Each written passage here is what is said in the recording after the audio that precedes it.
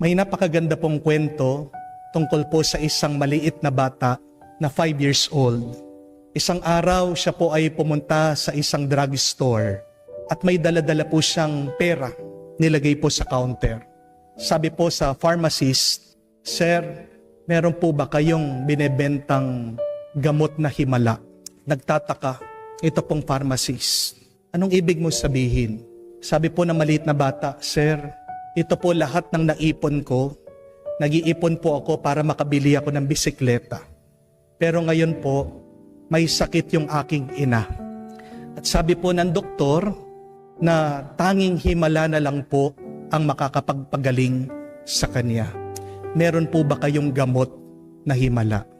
At sabi po ng pharmacist, "Bata, walang himala dito. Pero kung gusto mo ng himala, libre lang."